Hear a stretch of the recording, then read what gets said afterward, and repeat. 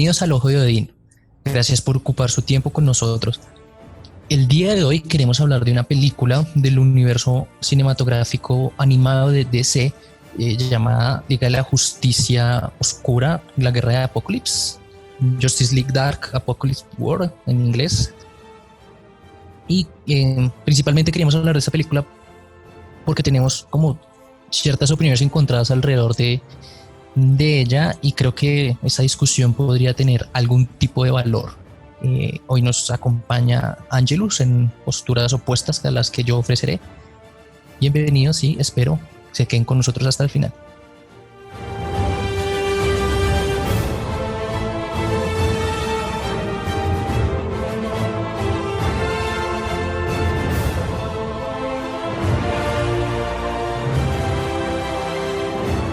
Esta película de Justice League es el final de una serie de películas de un universo animado que empezó en el 2013 con Liga de la Justicia, la paradoja de Flashpoint, de Flashpoint Paradox. Y pues tiene una seguidilla de películas, cada una proponiendo diferentes elementos. Digamos que esta no es como Avengers Endgame, donde hay como una conclusión de un montón de propuestas. No, acá digamos que sencillamente son películas sueltas que todas se desarrollan en el mismo universo, y algunas son de Batman, algunas son de Superman, algunas son de la Mujer Maravilla y algunas son de la Liga de Justicia, donde pues estos personajes se encuentran y pues se desarrollan o interactúan entre ellos. Digamos que en general el enemigo que ha estado rondando alrededor de este universo animado ha sido Darkseid. Tal vez los que no lo conozcan, es tal vez uno de los enemigos más grandes del universo DC. Digamos que es como equivalente a Thanos, que ahora sí ya es muy conocido debido a las películas de Marvel. También es como una representación de la muerte, o de él está buscando la fórmula de la antivida y quiere acabar con la vida en el universo. En este caso, pues él ya ha tenido varios enfrentamientos con la Liga de la Justicia, ha intentado de diferentes formas controlar o atacar la Tierra, es como su siguiente punto en su misión.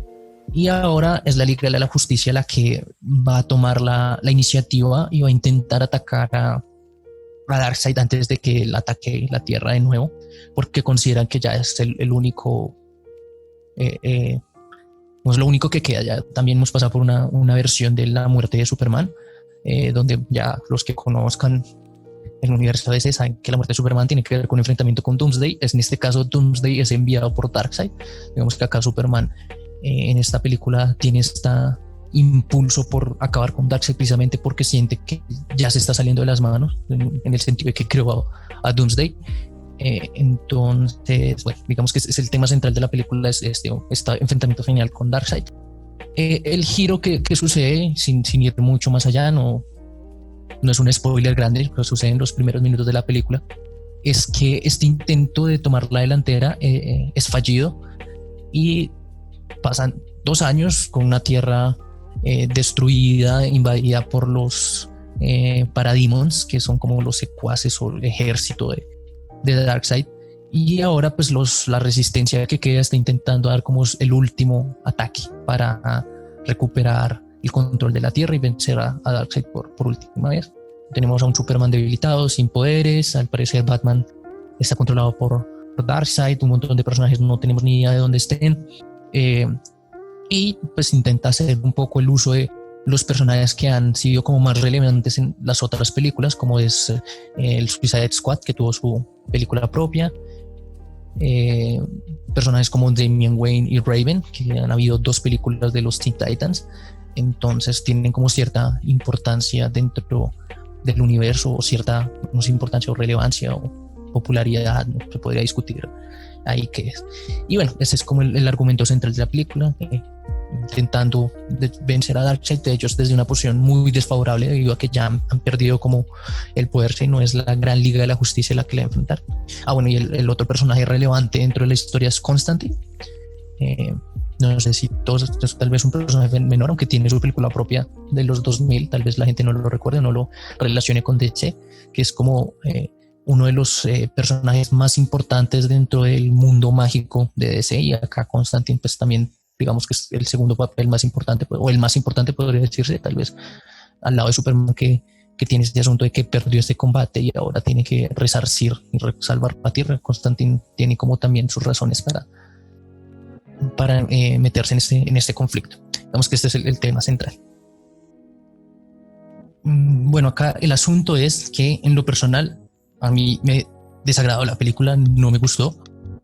He seguido todo este universo, digamos que por eso hablé de él en la medida en que pues, he visto estas películas, que conozco más o menos cuáles fueron las propuestas de todo lo que fue, y no me gustó. Y aquí la discusión va a estar en que Angelus encuentra algo de valor o algo que rescatar o algo interesante de lo que hablar. Acá hay tela para cortar para él, y en esa medida es que la discusión se va a mover. Entonces por eso ahora la carga de la prueba la tiene él.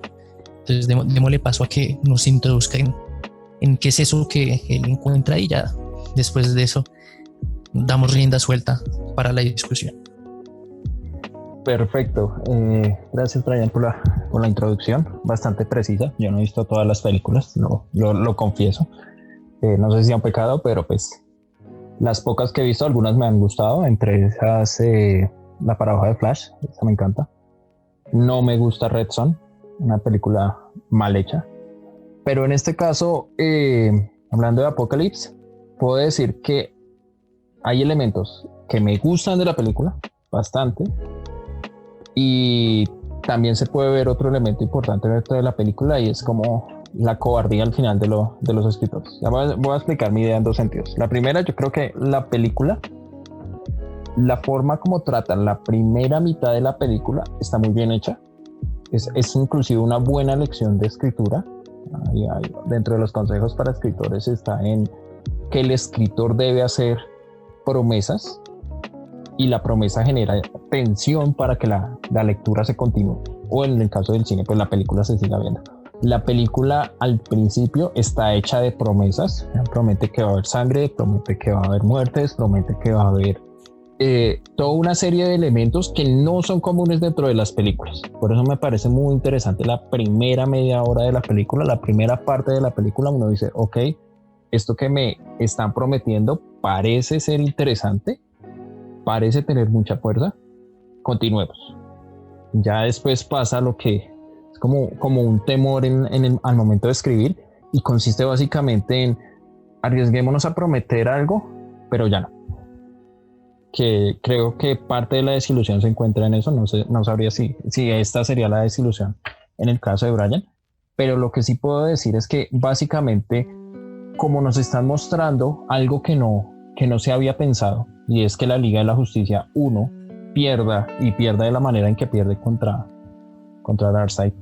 Dos, Superman se encuentra sin poderes. Superman es un personaje supremamente plano, pero cuando tiene carencias o cuando es un tirano, ahí se convierte en un personaje interesante, que lo hace bastante interesante para la trama.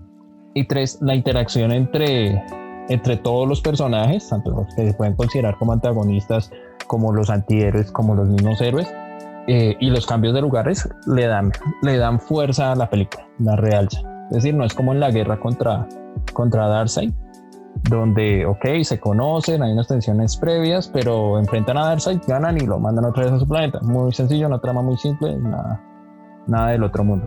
En este caso pues hubo un esfuerzo, y también pues como estamos en la onda de tratar de mostrar películas de superhéroes mucho más adultas, mucho más serias, entonces se tocan temas bastante interesantes para la cita. Ejemplo, una línea que me hubiera gustado que exploraran, que no lo hicieron, fue una de las frases que dijo Lex Luthor, y es: seamos diplomáticos, todo se puede arreglar por diplomacia. No sé por qué existe esa costumbre entre los héroes de arreglar todo a golpes, pero Lex Luthor y otros sí plantean como esas líneas. O sea, esto estamos hablando de algo serio, esto es una guerra, no se puede tratar como a la ligera. Evidentemente no lo desarrollaron, lástima, pero hubiese sido una línea muy interesante. Y otras líneas que pudieron haber sido, eso digo, es una película hecha de buenas promesas, pero pues a veces pasa el problemita de que las promesas terminan convirtiéndose en humo. Creo que en este caso pudo pasar hasta cierto punto ese fenómeno. No sé Brian, ¿qué opina al respecto? Pues no había visto ese lado de la idea de las promesas. Yo viéndola, como que mi perspectiva fue distinta en el sentido de que, por ejemplo, usted toca este tema de que es un asunto un poco más adulto, que va a haber como, bueno, sí, un punto más oscuro. De hecho, esto es Liga de la Justicia Dark, que es otro punto, ¿no? Hay otra cinta anterior que se llama Liga de la Justicia Dark, Liga de la Justicia Oscura, donde la propuesta era acercarse a los personajes o hacer una especie de Liga de la Justicia de personajes mágicos, ¿sí? Donde precisamente en ese sentido era dark o oscura, en el sentido que se enfrentan a demonios, a problemas mágicos, y pues ahí el líder era Constantine con Satana, que pues acá vuelven a aparecer y en ese sentido pues la película yo dije, bueno, va por ese otro lado, pero empecé a ver otros elementos que es de la película de Suicide Squad, que es el elemento del gore, el elemento de los chistes sexuales, elementos, y para mí todas estas premisas se me perdieron en intentando imitar es lo que hicieron en esa película, y es toda esta violencia un poco gratuita, y que o sea, en ese sentido como que yo dije, wow, o sea, no veo que realmente sea una promesa. O sea, yo en cierto sentido ya sé para dónde va. Primero, porque si se estaban arriesgando a hacer a la Liga de la Justicia perder, era porque probablemente se iban a inventar alguna solución mágica de viaje en el tiempo. Y ahí en ese momento fue cuando yo vi que esto es post Avengers Endgame. Sí, y entonces ahí ya también veo por dónde va la solución, incluso es muy cercano. O sea, este asunto de Batman teniendo un plan B, ahí ya vienen spoilers, disculpen oyentes si pensaron que esto iba a estar libre, pero este asunto de Batman pensando en plan B y Constantine dándose cuentas de más cosas de las que ver, ya sabiendo las soluciones, para mí es el mismo Doctor Strange en Avengers, y solucionando todo, viendo que todo va a estar bien si siguen ciertos pasos. Entonces tal vez por eso yo no veo promesas. Yo lo único que veo es un intento de imitar tal vez algo que sintieron que había funcionado anteriormente con lo de Suicide Squad, donde pues pasa esto, mucha violencia, muchas muertes, mucha sangre, y pues no, pero no sé, digamos que es como esto. Yo la verdad ese asunto de las promesas no las veo porque tal vez viendo las estructuras de las anteriores películas ya sé más o menos para dónde va el asunto. No hay ninguna promesa, o sea, ya y bueno, también es un asunto de que un poco uno ya sabe, también es una película de superhéroes, uno ya sabe que ellos van a ganar al final, y en últimas uno lo único que se pregunta es cómo, y a veces ya esa pregunta tampoco ni vale mucho la pena, porque ya también más o menos uno sabe cuáles son las herramientas que siempre terminan usando. Y tal vez no lo veo como promesa también porque pensé que ya de por sí nunca que no tenían el valor para hacer algo nuevo. O sea, yo sencillamente no lo vi como tal. Claro, o sea, yo entiendo ese punto, y evidentemente si hay una siempre la solución mágica está presente dentro de este tipo de películas, eso yo no lo voy a descartar. Sin embargo, refiero a promesas es por lo que se empieza a mostrar desde el principio. Ya, incluso nuevamente pues, va a haber spoilers, ¿no? Para poder hablar de la película es necesario referir como escenas en específico. Incluso la posibilidad de la traición de Constantine era una posibilidad interesante que nuevamente no desarrollaron, la desarrollaron de manera incompleta. Además, de pronto esta es plagada de demasiados Deus Ex Machina, demasiadas soluciones fáciles, porque intentaron, en un principio plantearon líneas argumentales que hubiese sido muy interesante ver. Uno, la derrota, bastante interesante. Superman descontrolado, bastante interesante. El hecho de que la mayoría de personajes, o muchos de esos personajes, mueran, de que Constantine se retire, huya. Todo eso genera en el espectador la intriga de que, ok, esto no es común como me lo están ofreciendo. Pero nuevamente, o sea, todo eso es lo que podemos ver en la primera media hora. ¿Qué es lo que pasa? Justamente para mí es el abandono de eso que se prometió al principio. O sea, se justifican de maneras medio rebuscadas todas esas promesas que se hicieron, y de una u otra manera eso deja más coja la película. O sea, estaban hilando entre vamos a hacer algo adulto, vamos a hacer algo más serio, pero al final dijeron no, vámonos por la línea fácil, la línea convencional, y pues todo esto se puede arreglar. Ya vemos cómo las cosas se arreglan en el mundo de los superhéroes, siempre hay un viaje en el tiempo que es un borrar y volver a empezar, que permite solucionar este tipo de problemas. Si ellos hubiesen sido de pronto un poco más arriesgados al mantener lo que ellos querían dar a conocer, la película hubiese sido mucho más potente, eso es claro. Pero es decir, si hubiesen mantenido las líneas que prometieron al principio, la película hubiese explotado o hubiese tenido una fuerza bastante interesante. Porque si no lo piensa bien, la película trata de ofrecer uno, o sea, porque siempre en términos de superhéroes hablamos de guerra, ¿ya? Esa posibilidad de la diplomacia hubiese sido chévere. Dos, o sea, si uno lo piensa bien, ¿cuál es el objetivo final de Darkseid? ¿Soy el malo por ser el malo y quiero conquistar todo porque soy el malo? Eso deja floja la película. En sí, el villano es interesante en tanto vence a la liga, pero en sí no tiene una razón poderosa fuera de que quiere ser el malo más malo, ni le da un trasfondo a la maldad que él ejerce. En cambio, ellos hubiesen podido explorar, yo insisto en que es como la película de las promesas, que no cumple, eso sí, es claro.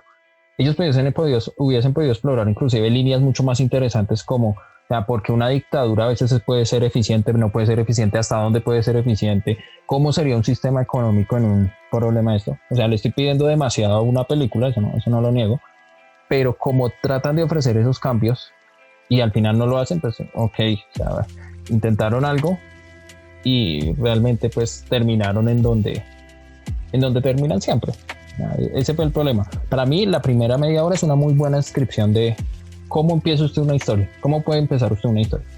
Ya de ahí para arriba sí les diría, ok, no sigan la segunda parte de los escritores ni de los guionistas de esta película, porque básicamente esta película peca en lo que trataron de olvidar al principio. Y yo no sé si la violencia en este caso sea gratuita o sea justificada. O sea, yo no estoy de acuerdo en que la violencia en este caso pueda ser gratuita, porque justamente el contexto lo permite. O sea, si tiene las referencias sexuales, la frente, no sé si forzadas, si no. Y en el caso de la violencia tan explícita, creo que por el hecho de estar inmiscuida en la guerra y de cómo se encuentra la tierra por el conflicto que están viviendo, la violencia queda justificada. Evidentemente, pues si iban a meter al escuadrón suicida, pues tenían que meter otro tipo de nivel de violencia mucho más alto que el que normalmente está establecido dentro de la liga. Pero si vemos eso, lo que sí me interesa reforzar es cómo se puede construir una historia en tanto el escritor debe aprender a prometer y cumplir las promesas. Es decir, hay una mala costumbre de los escritores y esa mala costumbre viene de Esquilo. O sea, eso de generar el Deus Ex Machina, generar la solución fácil y mágica al final es lo que arruina la historia. Es decir, es no llevar la historia hasta sus últimas consecuencias. Entonces, las soluciones fáciles son bonitas para las historias de niños, se sirven para los hermanos Grimm, si uno va a hacer un cuento infantil. Hasta cierto punto ayuda, pero pues ya estamos en otro momento donde esperamos otro tipo de historias mucho más adultas y esta lo intentó, pero fracasó justamente porque no cumplió lo que prometió. Sí, yo veo que o podría decir varias cosas alrededor de eso. Primero, para defender el asunto de la violencia, creo que todo está conectado, no sé si enumerarlos. Hay algo por lo que yo digo gratuitas en el sentido de voy a empezar por otro lado, están dando vueltas. Primero una corrección, usted mencionó Red Son. Red Son no hace parte del universo, es un ¿qué tal sí? Un Elseworld, un intento de, bueno, supongamos que pasó X, entonces como un mundo alternativo. Y eso lo menciono porque me parece que esta película hasta cierto punto funciona mejor si fuera un mundo alternativo. Por eso uno de mis grandes problemas con esta película es que sea la culminación de este universo, que es lo que pasa al final. Ya dijimos que íbamos a hablar de spoilers. Esa es la culminación, acá se cierra este universo, hay un nuevo Flashpoint, un nuevo reinicio de universo DC. Y me parece que la película funciona un poco mejor en un Elseworld, en un qué tal si, en un mundo hipotético. ¿En qué sentido? En el sentido de que cuando yo veo que empiezan a matar superhéroes, que los superhéroes empiezan a perder, ahí yo ya sé que va a haber un Deus Ex Machina, ¿sí? ya lo sé, porque si fuera un Elseworld, si no estuviera dentro del universo, yo podría decir, tal vez sí los mataron, y tal vez en ese sentido esa violencia sí tenga un poco más de sentido y tenga el peso que realmente debería tener, ¿sí? Si uno ve a cómics como cuando Deadpool mata todo el universo Marvel, que es un qué tal sí, y uno sencillamente se divierte mirando en la suposición y en las exageraciones de cómo Deadpool puede matar a todo el universo Marvel, o cuando todo el universo Marvel se vuelve zombie, cosas así. Es un poco más interesante suponer toda esta violencia, porque uno sencillamente la mete dentro de este pequeño universo, y ahí dentro de este universo esa violencia tiene sentido. Pero cuando yo ya sé que al final va a haber un Deus Ex Machina, donde yo ya sé que Superman va a recuperar sus poderes, donde yo ya sé que todos estos superhéroes que mataron, que amputaron, que le quitaron una pierna, todo eso se va a solucionar al final, para mí en ese sentido se vuelve gratuita. Sí, claramente, si vamos a hacer una propuesta un poco más adulta, si vamos a meter el Suicide Squad, no diría, sí, tal vez se van a pasar, pero para mí es gratuita en el sentido de que no tiene consecuencias. Entonces ahí es como que, o sea, en ese sentido es que no le veo fuerza a la película.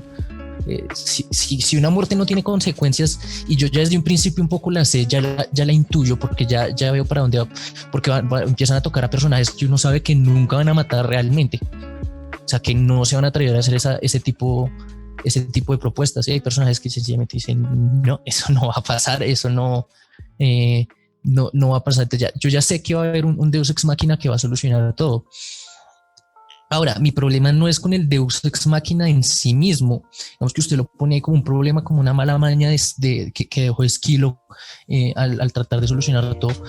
Porque me parece que hay formas de trabajar el Deus Ex Machina donde no se vuelve problemático, donde yo lo puedo hacer, donde yo puedo hacer una solución mágica, solucionar todos los problemas, lavarme las manos para no comprometerme con una respuesta al gran problema que al final que empecé a armar, ¿no? A esas promesas como usted lo pone. Yo necesariamente no puedo sacar una solución mágica y resolver el asunto, siempre y cuando yo deba entender que el punto no era la solución, sino el punto era el problema. Ahora no sé si en esta película pase así o no, tal vez en ese sentido sí, como usted lo pone, si realmente incumplir las promesas es un fallo rotundo, pero yo siento que sí hay una forma posible de trabajar con el Deus Ex Machina si realmente lo que yo quería proponer era el problema. Es decir, no llegar a las últimas conclusiones, a las últimas consecuencias de la solución a ese problema, es decir, de yo tengo este problema X y la solución es esta, pero la solución es muy complicada y tengo que sacrificar mucho, y entonces por eso hago el Deus Ex Machina, para no tener que sacrificar tanto, sino más bien llevar a las últimas consecuencias del problema, y ahí solución mágica, y ahí lo que yo tengo que pensar es el problema, ¿sí? No la solución es como ya, o sea, este punto ya no me debería preocupar, porque lo que me preocupar es, wow, eso es lo que pasaría si yo llevo las últimas consecuencias de este problema. Es que, digamos, yo lo pongo en estos términos. ¿Qué casos podemos encontrar donde el Deus Ex Machina funciona? Me explico, justamente por eso, esa distinción entre los trágicos mayores como Sócrates y Esquilo. O sea, Esquilo podía plantear una trama muy interesante, el caso de Alcestis, la muchacha, que alguien se va a sacrificar para que la muerte se lo lleve, en fin, que es bastante interesante la historia, pero con el Deus Ex Machina se la tira toda.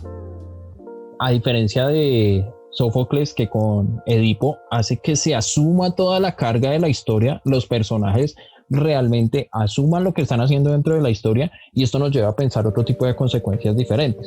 O sea, no sé si usted encuentra un ejemplo donde este recurso literario, que para mí está más que gastado, y las películas de superhéroes realmente lo están gastando mucho más, se haya empleado de una manera como acertada, como una manera bien empleada.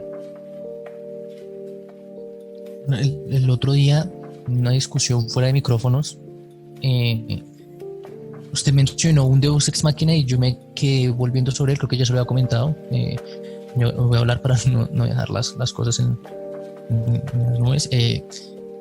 Usted ponía el caso de Avatar, la serie, un Deus Ex Machina, o sea, el asunto de que al final Aang encuentre una solución y otra vez spoilers, pero es una serie que tiene más de 10 años, esa ya no es culpa mía.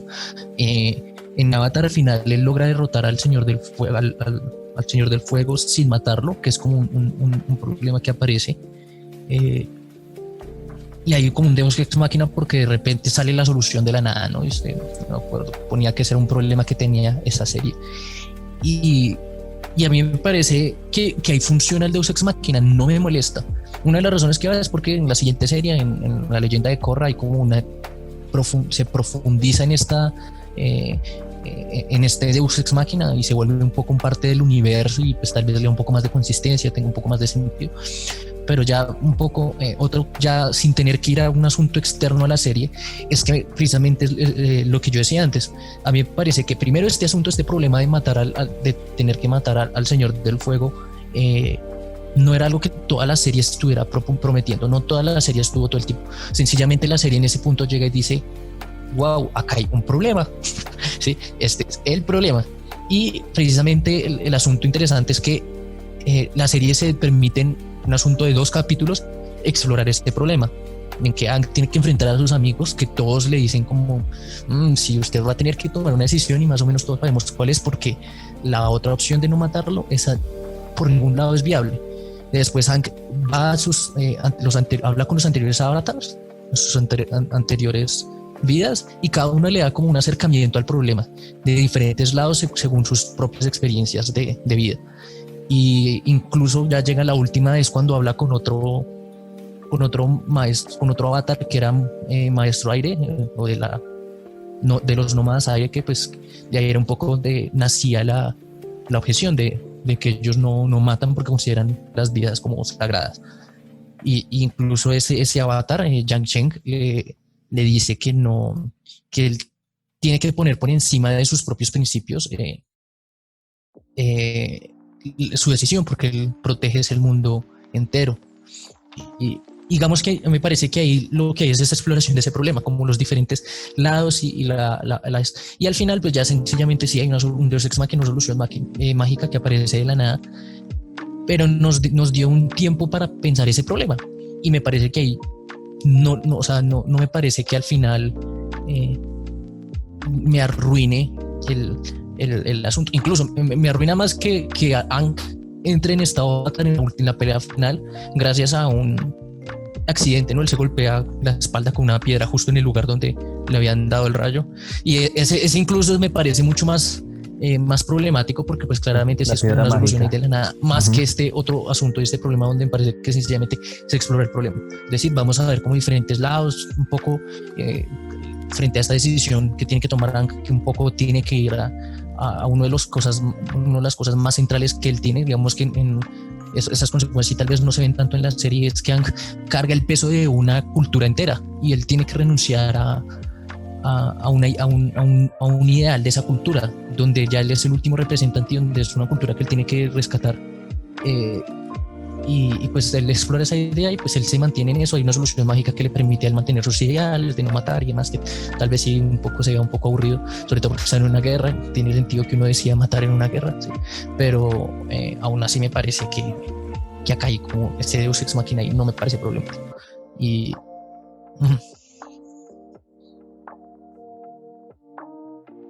pero es que usted lo mencionó bien. O sea, la ventaja de ese, yo creo que los escritores notaron que ahí hubo como un punto débil, y eso fue lo que ampliaron en Korra, y lo hicieron muy bien. O sea, porque realmente las tortugas no aparecen en toda la serie. O sea, yo creo que un Deus Ex Machina que lo hicieron bien fue el de Dragon Ball, o sea, el primer Super Saiyajin de Goku. O sea, porque siempre durante casi toda una temporada lo estuvieron mencionando. O sea, el problema del recurso es que el recurso aparezca sin previos guiños.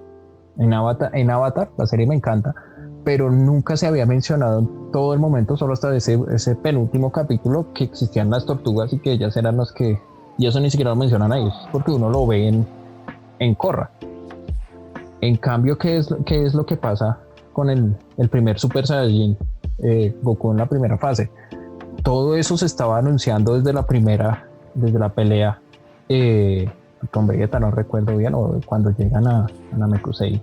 Ya se estaba dando como todo un preámbulo de que algo iba a pasar y que era algo importante y era algo grave que iba a modificar la historia bastante. Se iban dando los guiños, hasta que esos guiños de una u otra manera terminaron culminando en el Super Saiyajin. No sé si estoy de acuerdo con que otro ejemplo muy bien manejado es el ejemplo de la armadura de Berserk.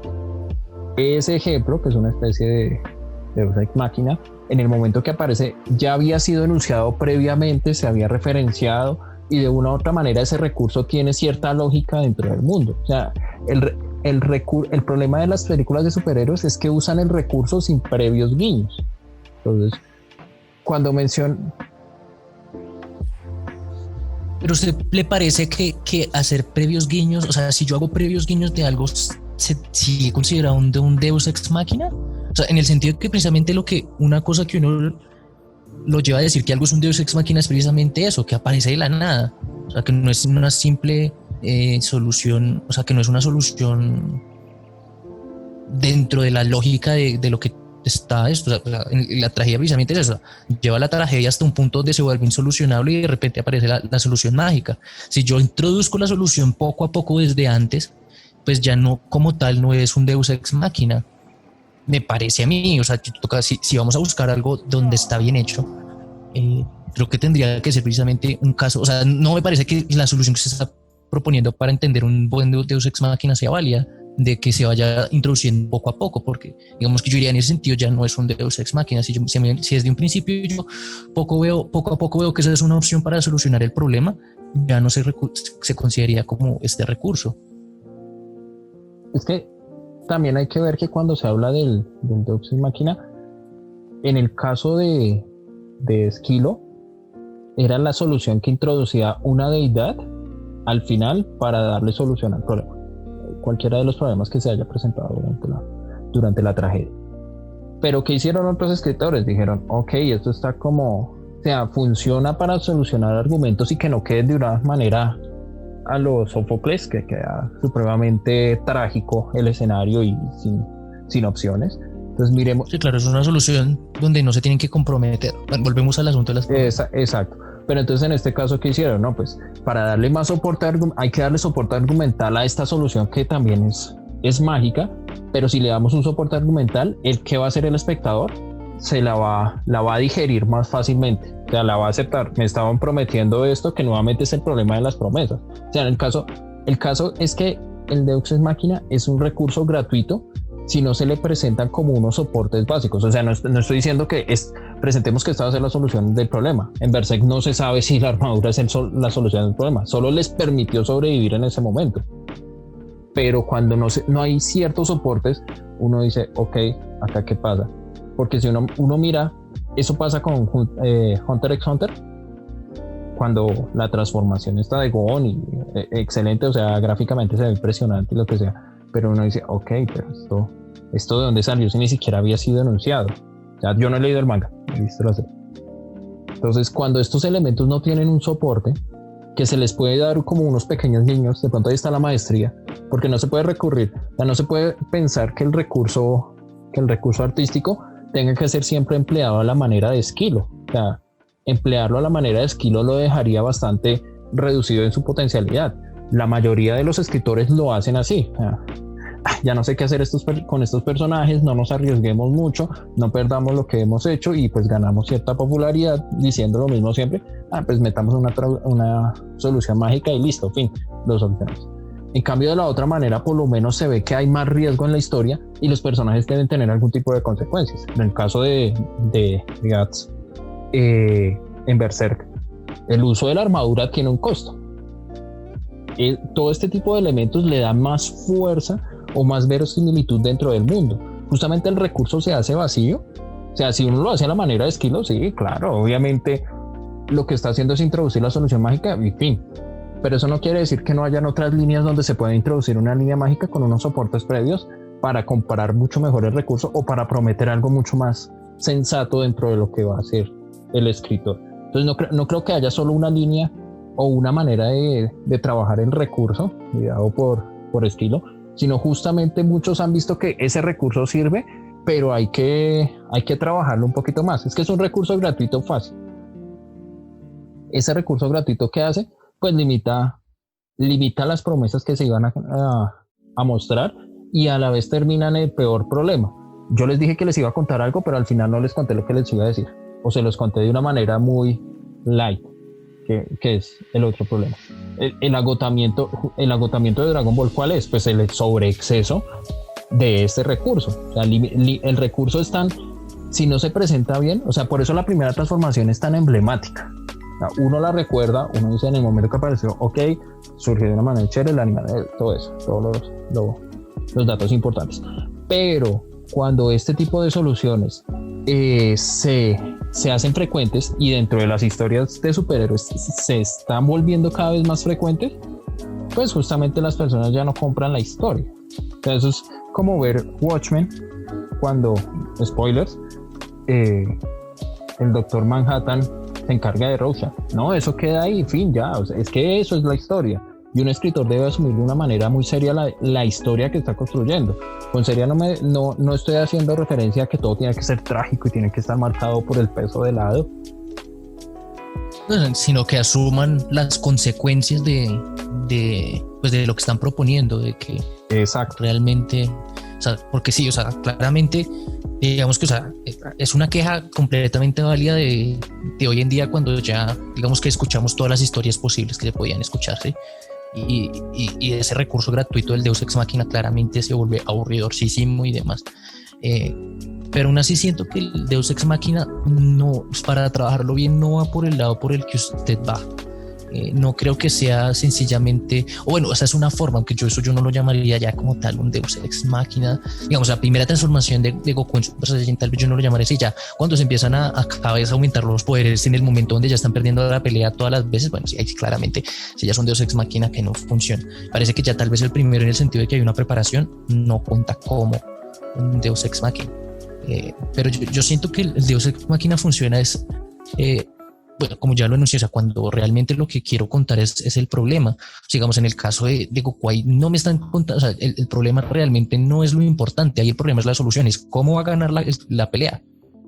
Ese es el punto importante. El punto importante acá no es una pelea de la respuesta de si hay que pelear o no hay que pelear. O sea, no es el gran problema, el problema no es el punto fuerte, realmente es la solución. O sea, el problema es el que me meten en la historia, pero en últimas lo que me lleva hasta el final es la solución. Pero si ya desde un principio me dicen, no, acá vamos a hablar es de el problema. Y lo que pasa es que cuando es un asunto narrativo, digamos que uno sí necesita esa conclusión al final y por eso no se puede dejar completamente abierto. Pero es que, aunque bueno, esa es otra opción. Pero digamos, si uno ve ya el último punto, o sea, si uno va como con un diálogo platónico donde tienen discusiones, diferentes posturas y van estirando el problema todo lo que pueden a las diferentes formas que Platón pueda ver, y al final dice, bueno, pero ya, vamos, acostémonos a dormir y hasta aquí llegó el problema y no hay hay muchos diálogos, de hecho que no sé si la mayoría platónicos que no dan ninguna respuesta. ¿Qué pasa? Que pues en filosofía es claro que el problema se vuelve más importante que la respuesta. Uno puede estudiar las diferentes posibilidades que le prometieron, que sí, que no, y hasta cierto sentido uno sí se pone un poco bravo con Platón diciendo, usted no tuvo el valor de decirme cuál era al última su postura, pero digamos que eso es como que termina dando todo eso. Pero cuando uno está en un asunto completamente narrativo, a pesar de que los diálogos tienen una dimensión narrativa, pero cuando es completamente narrativo, pues o dejo el asunto todo abierto y digo en Avatar y acabo así estilo Rumiko Takahashi la historia y digo, ¿será que vencerá el Señor del Fuego? Y se acabó, listo, ya, dejemos así, no hay problema. Pues no puedo, ¿sí? Ahí tengo es que mostrar las dimensiones del problema y hago un donde si tal vez escoja la opción donde las consecuencias no sean como las más fuertes, las más pesadas, las que más me comprometan. No voy a hacer un Avatar, un asesino en una serie que era principalmente para niños y pues que se transmitía en un canal infantil. No, tal vez no sea esto. Sí es tal vez una lavada de manos un poco por parte de los escritores, pero digamos que exploran el problema y dan una solución mágica. Pero entonces ahí lo chévere es ver la exploración del problema, diferente a sí, con Goku no puedo hacer eso, con Goku no puedo decir, sí, ¿será que venzo a Freezer o no? Y entonces ahí ya, sí, no, ahí el problema no era lo valioso, el problema ahí no era la discusión acerca de, no sé, los Saiyajin merecen vivir, tiene sentido que una persona poderosa controle el planeta si los venda, o sea, esas discusiones nunca se dieron realmente, ¿sí? Son solamente premisas de Freezer es fuerte, ¿sí? Entonces no hay como, hay realmente lo que uno está esperando es la solución. Yo quiero solución, yo quiero solución, yo quiero solución, yo quiero solución. Y me parece que la forma como lo hace Avatar fue un poco más filosófica porque pues precisamente es eso, son 2 capítulos al principio de este arco final o estos últimos 4 capítulos que componen el final, donde el punto es ese, el punto es vamos a explorar esta idea. Sí, y ya los últimos 2 capítulos sí, ya es la pelea, ya es la de este y ya al final nos dicen, bueno, esta fue la solución mágica que apareció. Yo no entiendo ese punto, pero es que me deja pensando una cosa. Pareciera que siempre que construimos historias, la conclusión es fundamental y pues ya lo hemos visto, en narrativa buscamos que haya una conclusión, pero también por eso se presentan dificultades en torno a ver otros tipos de literatura o otros tipos de cine o otros tipos de narrativas donde las conclusiones no son tan explícitas, es decir, no hubo el triunfo del bien sobre el mal o el malo fue castigado, no sé. Pienso en el teatro del absurdo, pienso algunas obras como El extranjero de Camus. O sea, son difíciles de leer en tanto rompen la dinámica tradicional de la literatura. Hay un problema, ese problema tiene una solución, fin, porque todo así es en la vida, hay un problema y tiene una solución. Ya cuando se trata de constituir nuevas formas narrativas, esto genera una dificultad mucho mayor. O sea, primero requiere que el escritor tenga una madurez, no en torno a que sea muy serio y riguroso, sino a que lleve sus personajes como lo ha prometido desde el principio. Y 2, que el lector también tenga una madurez para asumir lo que está viendo en la obra. Es decir, cuando yo no tengo esa madurez como lector, cuando yo espero o cuando el escritor es capaz de infantilizarme vendiéndome la solución fácil, que muchas veces es la del recurso que estamos discutiendo, y yo quedo satisfecho, en el fondo yo quería simplemente ver un problema entre el bien y el mal donde los buenos siempre ganan, que es una cuestión muy moral también ahí de fondo. Pero si uno lo mira en términos narrativos, la exploración de las historias a veces uno dice está estancada, pero está estancada es porque también los mismos lectores esperan lo mismo. Y en esta película yo creo que está como en esa línea entre vamos a ofrecer algo que sea diferente, que no se haya hecho, guardando las proporciones, claro está, pero no, al final no nos atrevemos. Es decir, al principio quisieron hacer un ejercicio muy interesante, de pronto medio reflexivo en torno a su escritura, pero ya después defraudaron todas esas promesas, que justamente ese tipo de recursos es lo que representan. Y los lectores o los observadores de películas, ¿no? Terminamos cayendo en el mismo error, es porque nosotros esperamos siempre las soluciones sencillas o mágicas. En el caso de Avatar, yo no me quejo por la serie en sí, o sea, la serie explora una serie de elementos espectaculares. Yo creo que la introducción de las tortugas hubiese sido más interesante si se daban algunos guiños de esos elementos durante el recorrido de la serie, porque uno básicamente nunca sabe de esas tortugas. Que lo exploran después, sí, y lo amplían de una manera muy interesante, mucho mejor. Pero sí veo que ahí estuvo cojo. Eso no la hace mala, no. Al contrario, usted lo está mencionando, hay una serie de factores que también probablemente tuvieron en cuenta. Es que esto es para niños, es que esto se transmitía en un canal de niños, etc. Y pues ante eso hay que tener ciertas proporciones para el manejo de la historia. Pero ¿qué pasó acá en esta película? Trataron de ofrecer una historia adulta, trataron de ofrecer una historia muy madura, pero al final se quedaron con la misma versión de siempre del conflicto entre el bien y el mal, como si el mundo fuera tan simple como eso, que justamente siempre es pues a mí me parece hay algo muy chistoso, leyendo entre líneas como entre la película, como la mayoría de superhéroes le dice a Superman al principio, no peleemos, y Superman es el que insiste en el conflicto.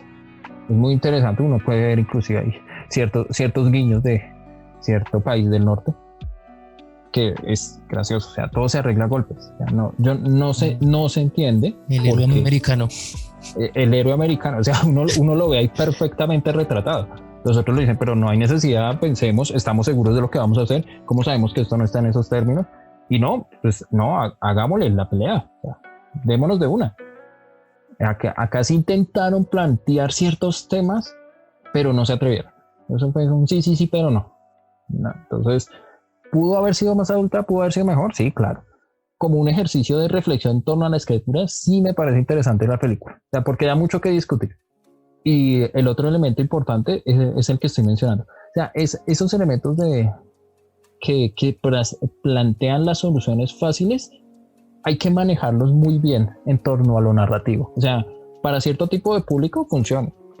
Si yo me quiero sentar a ver una película, estoy cansado después de un día de trabajo y no quiero pensar nada, pues, ok, puede funcionar. Y listo, al final uno queda tranquilo. Lo que llamaba Aristóteles, pues la catarsis, de todo el fenómeno, por medio del arte. O sea, eso es interesante. Sin embargo, cuando uno empieza a explorar otro tipo de narrativas, el teatro existencial tiene esa fuerza de choque, o también el teatro del absurdo de Becker, esa fuerza de choque porque nos va a presentar algo que es muy de la vida, y es, ya no hay, decía Pessoa, no hay conclusiones finales. O sea, no me hablen de conclusiones porque la única conclusión es la muerte. Decía Pessoa. El resto no existen ese tipo de conclusiones que a veces tratan de presentarnos la historia. O sea, simplemente son momentos transitorios o soluciones parciales a algo que pareciera que no tuviera solución. Algunos escritores lo exploran y es muy interesante cuando lo hacen. Pero como público no sé qué tan adultos seamos en ese tema o cómo manejemos este tipo de dinámicas narrativas alternas. Sí, claro, sí, está este elemento de infantilización. No sé hasta qué punto es culpa del espectador el que cuenta las historias. En el sentido, no, claramente me imagino que el que escribe la historia pues le da mucho miedo que su trabajo sea mal recibido si se atreve a hacer algo muy, muy abrupto, ¿no? Muy, pues sí, algo muy, muy grande, muy, muy fuera de lo común. Entonces sí, pues me imagino que el escritor también tiene mucho miedo. Pero yo volvería al punto de los Elseworld, de estos mundos que tal sí que precisamente lo que tienen de interesante es que le dan como libertad al escritor. Y quisiera tal vez como poner este punto y otro como final, porque yo creo que ya nos estamos acercando al punto de la hora para no alargarnos en este podcast. Y es precisamente esto, la libertad que le dan a los escritores este tipo de propuestas de los que tal si a suponer algún asunto. Está Red Son, que igual es el cómic al parecer es muy querido, la película es un desastre, la que también es animada, pero permiten este tipo de exploraciones, de que el escritor se pueda atrever a hacer soluciones o conclusiones o a dejar las cosas abiertas o una propuesta distinta. Y es tal vez una de las dificultades que un escritor tenga frente a escribir, al escribir algo que son estos universos tan grandes y que tienen que tener una especie de continuidad. Pues es muy complicado. O sea, si uno como escritor lo pone, bueno, escríbame esta película, pero ciertas decisiones que usted va a tomar van a tener consecuencias multimillonarias para el siguiente proyecto, pues no está completamente amarrado de manos y en últimas pues tiene que hacer la solución fácil, por más que la propuesta, sí, porque si intento hacer una propuesta muy, muy arriesgada, puede fallar y no solamente arruino mi propuesta, sino que termino arruinando una continuidad grandísima que se está intentando hacer. Digamos que pues esto es grandísimo en este mundo de películas de Marvel, que digamos que son las razones también por las que supongo que no toman ningún riesgo, pero es algo que ya se venía viendo en el mundo de los cómics, precisamente al crear estos personajes donde lo que importa es el personaje y la continuidad de él.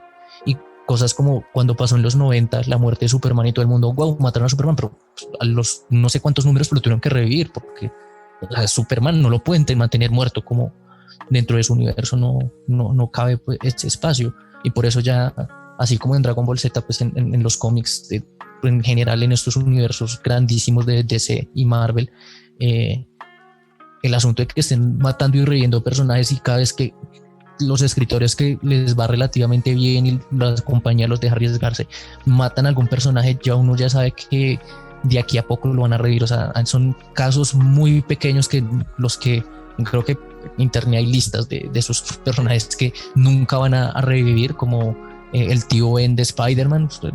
Dicen que nunca los van a tocar al parecer, porque pues como la muerte de ese personaje es demasiado como relevante para la identidad del personaje como para revivirlo. Digamos que tenemos también revivido los papás de Batman precisamente en Flashpoint, pero pues en este mundo Batman está muerto, ¿no? Es un cambio ahí, Pero bueno, digamos que ese es digamos que lo que yo quería cerrar, y más bien le quería poner, ya que hablamos tanto de escritura, ya para finalizar algo así conciso, aunque eso va para también proponer mucho, es estamos en un caso donde a los escritores les dieron carta blanca, o sea, van a acabar con en últimas, me imagino, les dijeron, ustedes pueden acabar con este universo, es decir, vamos a cerrar, vamos a hacer un reinicio, pueden acabarlo como usted quiera, tienen carta blanca. Ellos, al parecer, es una de las decisiones que a mí no me gusta, decidieron intentar matar gratuitamente a todos los que pudieron para hacerlos sentir como algo serio, algo adulto. Me parece que es un problema, pero ya como propuesta, si usted tuviera carta blanca para cerrar este universo, así algo más o menos frente a esta historia, ¿cómo lo hubiera asumido? O sea, ¿cómo hubiera asumido, qué promesas hubiera hecho y cómo las hubiera intentado cumplir? Digamos que ya nos ha dado guiños frente, digamos, a la idea del no conflicto, a la idea de cómo sería Darkseid como dictador, o bueno, no sé, ¿qué se le ocurre a usted? ¿Qué propondría? ¿Qué promesas haría y cómo las intentaría cumplir? Esa pregunta es compleja, en tanto tendría que hacer promesas. Odio las promesas. Sí, es exacto. No, pero es la exigencia que tenían estos escritores y frente a las cuales estamos juzgándolos. Entonces, o sea, claramente no es que nosotros seamos los super escritores, sino pero como para ver otra opción distinta al Deus Ex Machina, ¿sí? Es en ese sentido. O sea, cómo hubiéramos intentado cerrar este universo sabiendo que lo vamos a reiniciar. ¿Qué nos hubiéramos inventado? ¿Qué hubiéramos puesto ahí? Para mí la película intentó mostrar líneas interesantes que dije, ¿por qué no lo exploraron en estos términos? Yo había mencionado una. ¿Qué tal Darkseid? ¿Y qué tal si, ya que estamos acá en una ficción, y qué tal si Darkseid no era tan mal líder como todo mundo imaginaba? O sea, el problema de esa película es que Darkseid es simplemente un saco de boxeo. Si se le hubiera constituido una personalidad mucho más profunda, tipo lo que intentaron hacer, o lo hicieron bien mejor en Infinity War, que dañaron en Avengers Endgame, son dos Thanos totalmente diferentes, le hubiera dado como un soporte mucho más, reforzaba la historia mejor de la película. O sea, darle un motivo, no es que quiero ser el malo porque soy el malo y soy fuerte, no, o sea, todo eso. Así, Darkseid tiene ese problema grande porque realmente lo que quiere sacar con la vida, punto final. Claro. Y no es solamente esta película, yo no sé, no tengo profundidad, conocimiento de cómics, pero tengo entendido que es como su generalidad, él quiere acabar, lo que busca es la fórmula de la antivida, algo así es su objetivo. Exacto, pero usted lo dice de una manera más interesante, o sea, estamos buscando la fórmula de la antivida, nada de eso lo vimos en la película. Bueno, sí, eso es verdad. Simplemente, o sea, soy el malo más malo y muy fuerte y le puedo hacer frente hasta Superman. Ok, interesante. O sea, eso hace que se desdibuje toda una historia porque en sí el personaje está funcionando, es como un saco de boxeo. No está funcionando como nada más. Acá lo que hicieron fue, planteamos un juego de ajedrez, movimos unas fichas, al principio el juego empezó a funcionar, pero después jugamos mal y la partida no resultó. Cosa que no pasó ni siquiera en Red Son. O sea, en Red Son ni siquiera fueron capaces de plantear el juego, ni siquiera fueron capaces de mover las fichas. Por eso es tan absurdamente mala. Que es pésima, pero digamos acá presentar un mejor dictador o una forma de dictadura donde se compaginen ideas que son totalmente poco convencionales, como ¿y qué tal si una dictadura, o sea, no tengo ese tipo de tendencias políticas, pero ¿y qué tal si una dictadura no sea tan mala? ¿Y qué tal si mostramos que los problemas de la democracia, de mostrar otro tipo de cosas que evidentemente son para niños, hace que se explore otra faceta de los personajes? ¿Y qué tal si empezamos a generar unas relaciones económicas? O sea, yo me preguntaba, ¿y cómo sobreviven los Parademons en la Tierra? ¿Y cómo sobrevive la población de Apocalipsis? Ellos no se visten, no comen, no necesitan intercambiar productos, qué sé yo. O sea, ese tipo de historias para los superhéroes son poco interesantes porque ahí no vamos a estar viendo al superhéroe golpeando malos y arreglando el entuerto al final del día, no. O sea, ahí estaríamos viendo al superhéroe con una vida convencional. No, es que el sujeto convencional tiene que salir a trabajar, en ocasiones no hay trabajo, estamos en medio de un conflicto. O sea, este tipo de historias no venden mucho, en tanto presentan una visión mucho más real de la situación, pero podría darnos otras facetas de exploración de los héroes. O sea, cómo sería Superman trabajando, o sea, cómo sería Superman intentando crear pactos con su enemigo. ¿Cómo sería Batman pensando cómo mejorar la economía de ciertos sectores para no verse tan afectado? Este tipo de historias no las vamos a explorar. Pero sí sería muy interesante ver otro tipo de propuestas y justamente el decaimiento de del género se está dando por eso, porque ya lo habíamos mencionado anteriormente. Como siempre nos cuentan lo mismo, o sea, eso está bien para las personas que están ingresando al mundo y están conociendo esas historias, al mundo de los superhéroes, me refiero, y están conociendo esas historias. Pero ya cuando se ha visto varias veces lo mismo, uno dice, ¿por qué no explorar? Tampoco es un pecado. Y justamente muchas de las películas que se han salido como de las líneas y que han sido exitosas es porque rompen con esos marcos de referencia establecidos, con los tropos comunes, se puede decir de una manera mucho más técnica. Es decir, Infinity War fue exitosa en tanto mostró un villano excelentemente desarrollado. La película del Joker también nos mostró otra perspectiva, no me gusta, pero o sea, puedo decir que la película es buena y la película tiene unos factores potenciales muy altos, como miremos la historia de Arthur, una historia muy humana de un villano. Entonces hay otras líneas que se exploran, pero no se quiere hacer. Ese es el punto. De pronto mi propuesta sería aburrida en tanto en términos de acción, pero podría ofrecer otro tipo de reflexión también para el ejercicio de los superhéroes, porque si uno se fija bien qué es un superhéroe o qué es Batman, pues alguien que golpea al que puede y ya, y al final del día se siente tranquilo. ¿Que por qué no crea una escuela? No, yo no sé por qué no hace una escuela o no hace un hospital. Debe hacerlo, supongo, en su tiempo libre, pero en sí uno siempre lo ve golpeando gente, ok, pues chévere, y mirando cómo soluciona el problema del día. Sí, bueno, si hay en los cómics o en series, tal vez sean más tiempo para abordar ese tipo de asuntos, pero claramente no es el enfoque, ¿no? O sea, Industrias Wayne es un filántropo, ¿no? También ayuda, funda hospitales, pero en últimas sí realmente no es la vía que se explora. Pero bueno, hay casos de casos. Yo creo que también hay que hurgar ahí. Si no estoy mal, hay unos cómics de Marvel que no recuerdo el título. Yo no soy un buen lector, más me entero que salen, pero nunca los leo. Creo que se llama como Marvels, es un título bastante común y es la vida de las personas comunes en el mundo de Marvel. Entonces digamos que por ahí están esas propuestas, tal vez no son las más comunes, ¿sí? O sea, ¿qué hace? Escuché la reseña, o sea, ¿qué hace la gente que tiene que recoger los escombros después de las peleas? O ¿sí? La gente común dentro del universo de los superhéroes. Entonces, por ahí están esas propuestas, hay que buscarlas. Para finalizar, me parece interesante la película, véanla. Realmente, pues, por lo menos es entretenida, no puede decir que no pierde su tiempo como con Red Son. Puede decir, ok, acá estuvo bien, me entretuve por lo menos. Y pues esperamos en una próxima ocasión seguir perdiendo el tiempo con este tipo de charlas y que las disfruten. Pero bueno, ya con esto creo que terminamos el asunto de Justice League Dark, Apocalypse War. Hablamos acerca de las promesas, de cumplirlas, del elementos como el Deus Ex Machina, y creo que supongo que esto saldrá después del podcast de Teen Titans Go, así que probablemente ya conocerán nuestros problemas con la industria de las películas de superhéroes y cómo ya está agotado, se está agotando completamente estas propuestas y se necesita alguna revitalización del género. Espero hayan disfrutado y recuerden dejar comentarios en nuestras redes sociales o en YouTube o para si quieren escuchar algún tema en particular.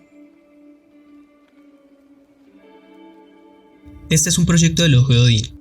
Recuerden que estamos en las redes sociales Facebook, Twitter e Instagram como el Ojo de Odín Podcast. También pueden escucharnos en las aplicaciones de podcast, ya que estamos en Google Podcast, iVoox, Deezer y Spotify. Además, contamos con un canal de YouTube, en el cual pueden encontrar todos nuestros episodios.